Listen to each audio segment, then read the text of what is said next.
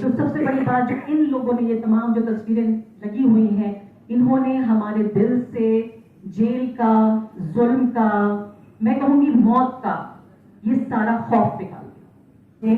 अब मेरे जैसे लोगों को अपने परिवार के कार्यक्रम में नहीं बुला रहे हैं क्योंकि वो ये नहीं चाहते कि वो मेरे साथ देखे जाए। क्योंकि जो इमरजेंसी बैग हमें तैयार करना है जेल के लिए, उसमें क्या क्या चीजें रखी जाए, क्या क्या ऐसी चीजें हैं जो हमें जरूरत पड़ेगी, ताकि इतिहास की किताबों में ये लिखा जाए कि जब जुल्म हो रहा था, ज्यादती हो रही थी, तब बोलने वाले भी थे, सुनने वाले भी थे, लिखने वाले भी थे, दिखाने वाले भी थे।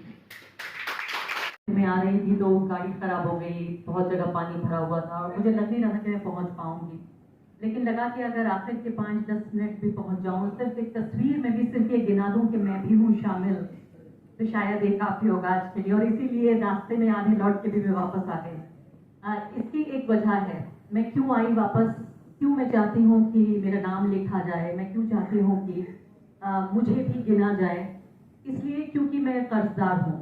मैं कर्जदार हूँ इन तमाम लोगों की जिनकी यहाँ तस्वीरें लगी हुई हैं, उनके परिवारों की, उनके रिश्तेदारों की, उनकी उन चाहतों की जिनको वो गले नहीं लगा सकते, उनके वो सपने जिन्हें वो पूरा नहीं कर सकते।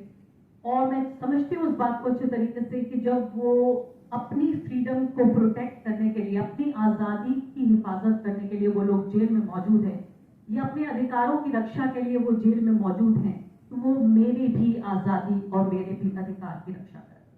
तो इस तर्ज को मैं ये भी कह रही हूँ कि मैं उतारने आई हूँ, ये बताने आई हूँ उन सब परिवारों को जो भी तमाम लोग यहाँ मौजूद हैं।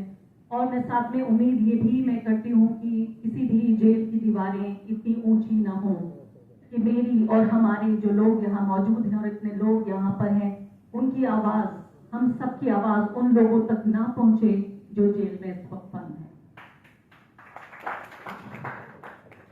मैं जब यहाँ आ रही थी तो मुझे लगा कि 10-20-40 लोग बैठे होंगे, और वो भी नेहा की बात से मैं पूरी तरह सहमत हूँ कि हम लोग बहादुर नहीं हैं। मैं ये भी समझती हूँ, पूरी तरीके से ठीक कह रही है ये, कि ये और मैं, मतलब कम से कम अपने लिए तो हम कह ही सकते हैं कि हम वही पत्रकारिता कर रहे हैं जो पहले कर रहे थे। मैं आपको ये विश्वास के साथ बता सकती हूँ कि मैं इससे ज्यादा सख्त सवाल पूछा करती थी, इससे ज्यादा जवाबदेही मांगा करती थी नरेंद्र मोदी सरकार से पहले। और ये काम मैं तब भी किया करती थी जबकि एक तथाकथित सरकारी चैनल राज्यसभा टीवी में मैं काम किया करती थी, which is official broadcaster of the upper house of the parliament. तब भी मैं ज्यादा सवाल कांग्रेस पार्टी के प्रधानमंत्री से पूछा करती थी और उस वक्त की सरकार से जितना मैं आज पूछ रही हूँ। लेकिन हर वक्त का अपना एक कॉन्टेक्स्ट होता है। आज जितने लोग यहाँ पर मौजूद हैं, जितने लोग देखे जा रहे हैं इस तरफ या उस तरफ, हर व्यक्ति अपने लिए जो यहाँ आया है वो एक कीमत चुका के आ रहा है। उसे पता है कि एक तरह का खतरा इसमें इन्वॉल्व है, चाहे वो लोग जो यहाँ बोल रहे हैं या वो लोग जो यहाँ सुन रहे हैं, उन सबको खतरा है एक तरह का, छोटा खतरा, बड़ा खतरा, एक जाना अनजाना सा खतरा। यहाँ इतनी बार जेल के बारे में बात हो चुकी है कि लगता नहीं है कि अब यहाँ कोई जेल से डरता है। यहाँ हर स्पीकर ने जेल के बारे में बात की। मेरे ऑफिस में बाकायदा मैं अपने कॉलीग्स के साथ ये बात कर चुकी हूँ कि जो इमरजेंसी बैग हमें तैयार करना है जेल के लिए, उसमें क्या क्या चीजें रखी जाए, क्या क्या ऐसी चीजें हैं जो हमें जरूरत पड़ेगी। तो सबसे बड़ी बात जो इन लोगों ने, ये तमाम जो तस्वीरें लगी हुई हैं, इन्होंने हमारे दिल से जेल का, जुल्म का, मैं कहूंगी मौत का, ये सारा खौफ निकाल दिया। और जिस तरीके से खौफ इन्फेक्शियस होता है, उसका संक्रमण होता है, एक व्यक्ति से दूसरे व्यक्ति को लगता है।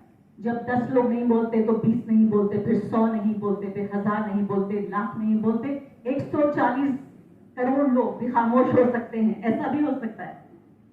लेकिन जब एक व्यक्ति बोलता है तो जो बहादुरी है वो भी इन्फेक्शियस होती है। Courage is also infectious.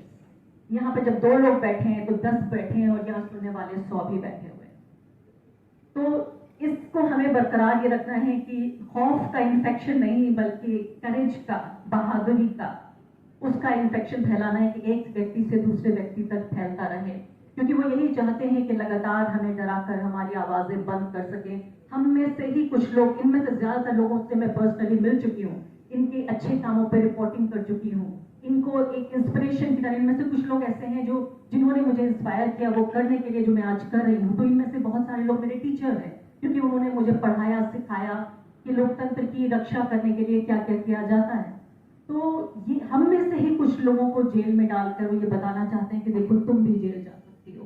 और जिस तरह से भी बंदो कह रही थी, बिल्कुल ठीक बात है उनकी, कि अभी तक मुझे कभी कल परसों भी एक इंटरनेशनल ऑर्गेनाइजेशन का फोन आया कि आपके साथ ट्रोलिंग होती है तो आपको कैसा लगता है। मैंने कहा भाई trolling is so 2019 in 2020 trolling is something that I don't even care for। अभी रिसेंटली पिछले हफ्ते ही मेरे परिवार में से ही एक माइनर की तस्वीर, उसका वीडियो वायरल किया गया ट्विटर पर। यानी मैं अपने ऊपर तो सह लेती हूँ जो भी कुछ ये कहते हैं, ग्राफिक डिटेल्स में भेजते हैं कि क्या क्या मेरे साथ प्लान करना चाहते हैं, लेकिन मेरे परिवार में एक माइनर की तस्वीर नहीं, उसका वीडियो वायरल किया गया अपने पॉलिटिकल पर्पस। ये क्राइम है, इट इज अ क्राइम कि माइनर की तस्वीर। लेकिन मुझे इतना कॉन्फिडेंस नहीं है कि मैं पुलिस के पास जाऊंगी और पुलिस एक्शन लेगी।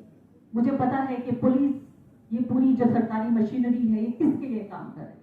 मैं इससे ज्यादा खौफजदा हूं कि अभी ये ट्विटर पे वायरल हो रही है, अब जाके मैं ये डिटेल्स पुलिस को भी सौंप दूं कि देखिए ये मेरे परिवार का हिस्सा है, देखिए इसका ये नाम है, इसकी उम्र है, ये इस जगह पढ़ती है या पढ़ता है। और इसीलिए आप लोगों के सामने भी यहाँ नहीं कह पा रही हूँ। लेकिन जो इसकी कीमत है वो इतनी ज्यादा हो चुकी है कि सहना, कभी कभी ऐसा लगता है कि when I think I have been able to develop a thick skin, they go even lower, they go deeper, they go beyond me. Even उन लोगों तक भी पहुंच रहे हैं जो मेरे परिवार का हिस्सा है, मैं जिन्हें चाहती हूँ, जो मेरे बहुत नजदीक है। जिन लोग यहाँ पर हैं उनके परिवार वालों को मैं एक दो बातें बताना चाहती थी, शेयर करना चाहती थी कि यहाँ हम लोग जो बैठे हुए हैं, इसके अलावा ऐसे बहुत से लोग हैं जो आपने और आपके परिवार के लोगों ने, उमर खालिद सैफी, इतने सारे नाम मेरे लिए लेना भी बहुत मुश्किल है। इन तमाम लोगों से कितना इंस्पिरेशन लेते हैं। मैं भी पिछले महीने उड़ीसा गई थी, वहां कंधमाल जो राइट्स विक्टिम्स हैं उनके परिवार आए हुए थे। 12-13 साल गुजर चुके हैं, वो लोग अभी भी इंसाफ की आस में आए हुए थे। आप यकीन जानिए, आप में से हर एक का, ज्यादातर का नाम लेकर वो उड़ीसा के लोग ये कह रहे थे कि हमारा मैसेज पहुंचा दीजिए कि जब वो लोग जेल में हैं तो वो हमारी लड़ाई भी लड़ रहे हैं। तो जहां जहां जुल्म है, जहां जहां, मुझे नताशा नरवाल के पिता की याद आ रही थी।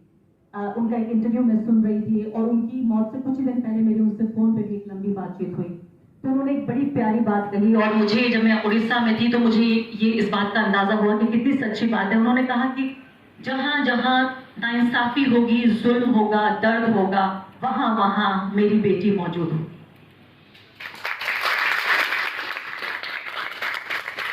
तो इसीलिए मुझे लगता है कि वो उड़ीसा के वो राइट विक्टिम्स, वो दंगा पीड़ित, क्योंकि उन्हें दर्द था, उनके साथ जुल्म हुआ था, उनके साथ नाइंसाफी हुई थी, वो तमाम इन चेहरों को याद कर रहे थे। सिर्फ फर्क इस बात का है कि जेल की दीवार की उस तरफ और इस तरफ ये दुनिया जिसको बेहतर बनाने के लिए इन लोगों ने अपनी कुर्बानी दी, जिनके लिए अपनी आजादी को गिरवी रख दिया। मैं ये नहीं कहना चाहती हूँ कि उनकी आजादी खत्म हो चुकी है, मैं कहूँगी कि कुछ दिनों के लिए गिरवी रख दिया गया है। जिन्होंने अपनी आजादी को गिरवी रख दिया, वो दुनिया और वो देश पहले से ज्यादा, उनके जेल जाने से पहले से ज्यादा बदतर हो चुकी है। हमारे आसपास का समाज इतना बदतर हो चुका है, जहां एक दलित बच्चे को अपने टीचर के मटके से पानी पीने के लिए अपनी जान गंवानी पड़ती है। ये इतना बदतर हो चुका है हमारा समाज कि यहाँ अब संविधान का नहीं, यहाँ बुलडोजर का और छड़ियों का रूल है। संविधान के आगे बुलडोजर आ चुका है, rule by bulldozers and sticks. यहाँ सरेआम लोगों को कोड़े लगाए जा रहे हैं, पुलिस के जरिए कोड़े लगाए जा रहे हैं और लोग भारत माता की जय कह के खुशियां मना रहे हैं, जश्न मना रहे हैं, क्योंकि वो पीटे जाने वाले लड़के उनके दुश्मन हैं, क्योंकि वो मुसलमान। यहाँ बिल्किस बानो के बलात्कारी, उसके परिवार के हत्यारे, वो खुलेआम बाहर घूम रहे हैं, इज्जतदार बन के घूम रहे हैं। महिलाएं उनके पैर छू रही हैं, उन्हें मालाएं पहनाई जा रही हैं, उन्हें मिठाइयां खिलाई जा रही हैं। ये भी इस समाज में जब हो रहा है, जब वो लोग जेल में हैं। तो मैं एक माफी के साथ ये भी कहना चाहती हूँ कि शायद इन तमाम लोगों की जो एक जंग है, जो बैटल है, वो हम लड़ नहीं पा रहे हैं ठीक से।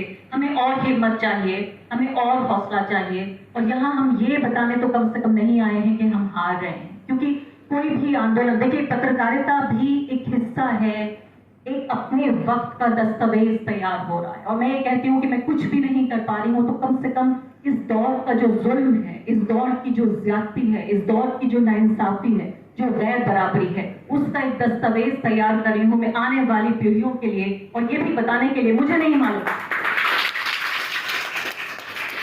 कि हम जीतेंगे या हारेंगे, मुझे नहीं मालूम, क्योंकि कोई भी जो आंदोलन की शुरुआत होती है या कोई भी जो असहमति का एक जो एक्सप्रेशन होता है, उसकी कोई ये गारंटी नहीं होती कि हम जीत जाएंगे आज से 100 साल बाद। जब शाहीन बाग की औरतें सड़कों पे आई थी तो उन्हें ये मालूम नहीं था, जब किसान साल 1.5 साल सड़कों पे रहे तो उन्हें ये कोई गारंटी नहीं थी कि उनका ये आंदोलन कामयाब होगा। लड़ा इसलिए जाता है क्योंकि लड़ना जरूरी, लड़ा इसलिए जाता है क्योंकि अनैतिकता का विरोध जरूरी है, ताकि इतिहास की किताबों में ये लिखा जाए कि जब जुल्म हो रहा था, ज्यादती हो रही थी, तब बोलने वाले भी थे, सुनने वाले भी थे, लिखने वाले भी थे, दिखाने वाले भी थे।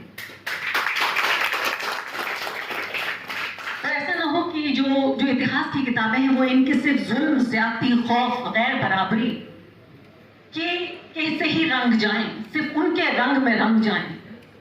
हम ये नहीं चाहते कि इतिहास की किताबें सिर्फ भगवा रंग में रंग जाएं, हम चाहते हैं कि उसमें सारे रंग शामिल हों, उसमें तिरंगा सबसे ऊपर हो।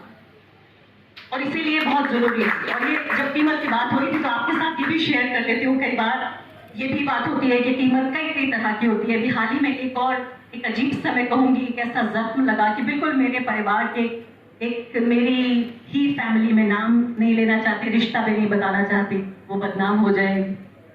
उन्होंने अपने यहाँ की शादी में, अपनी बेटी की शादी में मुझे नहीं बुलाया।